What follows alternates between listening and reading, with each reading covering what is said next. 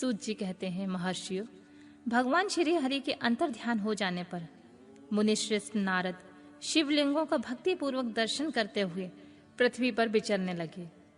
ब्राह्मणों, भूमंडल पर घूम फिरकर उन्होंने भोग और मोक्ष देने वाले बहुत से शिवलिंगों का प्रेम पूर्वक दर्शन किया। दिव्यदर्शी नारद जी भूतल के तीर्थों में विचर रहे हैं। इस समय उनका चित्त शुद्ध है। यह जानकर वे दोनों शिवगण उनके पास गए और वे उनके दिए हुए शाप से उद्धार होने की इच्छा रखकर वहां गए थे। उन्होंने आदर पूर्वक मुनि के दोनों पैर पकड़ लिए और मस्तक झुकाकर भली भांति प्रणाम करके शीघ्र इस प्रकार कहा, ब्राह्मण, हम दोनों शिव के गण हैं। मुने, हमने ही आपका अपराध किया है। राजकुमारी श्रीमती के स्वयंवर में आपका चित्त माया से मोहित हो रहा था। उस समय परमेश्वर की प्रेरणा से आपने हम दोनों को श्राप दे दिया। वहां कुछ समय जानकर हमने चुप रह जाना ही अपना जीवन रक्षा का उपाय समझा। इसमें किसी का दोष नहीं है। हमें अपने कर्म का फल प्राप्त हुआ। प्रभु, आप प्रसन्न हो जाइए और हम दोनों पर अनुग्रह कीजिए। नारद जी ने कहा, आप दोनों महादेव जी के गण हैं और सत्पुरुषों के लिए परम सम्मानीय हैं। अतः मेरे मोह रहित तथा सुखदायक यथार्थ वचनों को सुनिए। पहले निश्चित ही मेरी बुद्धि भ्रष्ट हो गई थी, बिगड़ गई थी और मैं सर्वथा मोह के वशीभूत हो गया था। इसलिए आप दोनों को मैंने श्राप दे दिया था। शिवगणों, मैंने जो कुछ कहा है वह वैसा ही होगा। तथापि मेरी बात सुनिए। मैं आपके लिए शापोद्धार की बात बता रहा हूँ।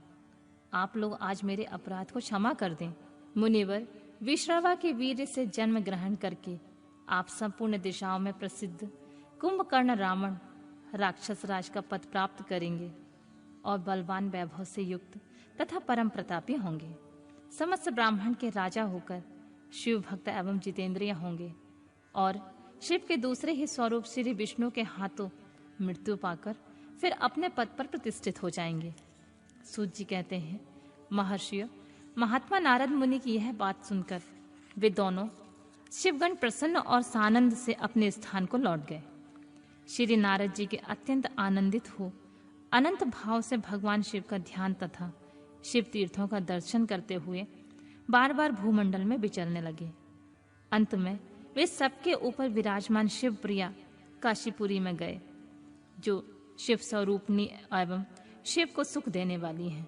काशीपुरी का दर्शन करके नारद जी कृतार्थ हो गए। उन्होंने भगवान काशीनाथ का दर्शन किया और परम प्रेम तथा परमानंद से युक्त होकर उनकी पूजा की। काशी का सानंद सेवन करके वे मुनि श्रेष्ठ कृतार्था का अनुभव करने लगे और प्रेम से बेहाल होकर उनका नमन वर्णन तथा स्मरण करते हुए ब्रह्मलोक को गए। निरंतर शिव का स्मरण करने से उनकी बुद्धि शुद्ध हो गई। वहां पहुंचकर शिव तत्व का विशेष रूप से ज्ञान प्राप्त करने की इच्छा से नारद जी ने ब्रह्मा जी को भक्ति पूर्वक नमस्कार किया और नाना प्रकार के स्तोत्रों द्वारा उनकी स्तुति करके उनसे शिव तत्व के विषय में पूछा। उस समय नारद जी का हृदय भगवान शंकर के प्रति भक्ति भावना से परिपूर्ण था। नारद जी बोले, ब्राह्मण, पर ब्रह्म परमात्मा के स्वरूप को जानने वाले पितामह जगत प्रभु, आपके कृपा प्रसाद से मैंने भगवान विष्णु के उत्तम महात्म का पूर्णतः ज्ञान प्राप्त किया। भक्ति मार्ग, ज्ञान मार्ग, अत्यंत दुस्तर तपो मार्ग, दान मार्ग तथा तीर्थ मार्ग का भी वर्णन सुना, परंतु शिव तत्व का ज्ञान मुझे अभी तक नहीं हुआ है। मैं भगवान शंकर की पूजा विधि को भी नहीं जानता हूँ। अतः प्रभु, आप क्रमशः इन विषयों को तथा भगवान शिव के विभिन्न चरित्रों को, उनके स्वरूप तत्व, प्राकट्य, विवाह, गाहस्थ धर्म सब मुझे बताइए। निष्पाप पितामह, ये सब बातें तथा और भी जो आवश्यक बातें हों उन सब का आपको वर्णन करना चाहिए।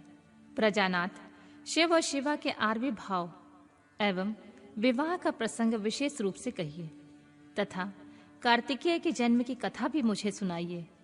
प्रभु, पहले बहुत से लोगों से मैंने ये कथा सुनी, परंतु तृप्त नहीं हो सका, इसलिए आपकी शरण में आया हूँ। आप मुझ पर कृपा कीजिए। अपने पुत्र नारद की यह बात सुनकर लोक पितामह ब्रह्मा वहां से इस प्रकार बोले,